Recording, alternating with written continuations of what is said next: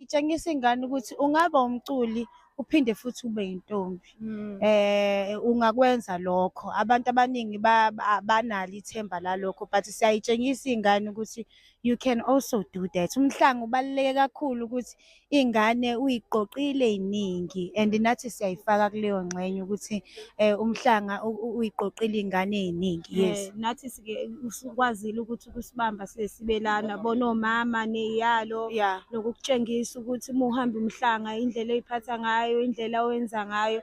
So kubalulekile ngoba ukufundisa futhi nendlela yokuy'phatha njengomuntu wesifazane ukuthi ufune ukuy'phatha kanjani.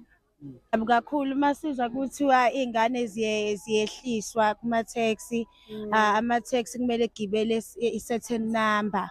Kusiphatha kabi kakhulu ngoba ingane uma iye emhlangeni emhlolweni every day isuke inethemba lokuthi izobe ikhona la ngalolu suku.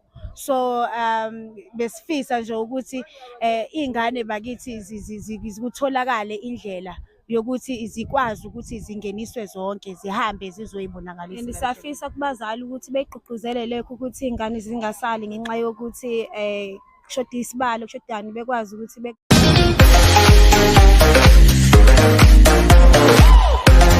Hello everyone, welcome back to Sunday Live Show, and thank you so much guys for tuning in. Well guys, I'm back again with the Mzansi Celebrity Stories, and namhlanje sikhuluma ke ngamaqwabe twins. Well guys, since last year guys, amaqwabe twins amangaza abantu abaningi ke ngesikhathi ke ebonakala ke emkhosini womhlanga okhombisa ukuthi ke basayigcinile ke osisi abancane, basazigcinile guys, basayizintombi into abazange bazibathinto. Abantu bani bebabazi ukuthi ke is it possible ukuthi uthi emculweni we-entertainment ukwazi ukuthi uyigcina? No, but it's possible. Uyakwazi nje ukuthi uhlale ube yintombi uma ngabe uthanda. It's your decision guys.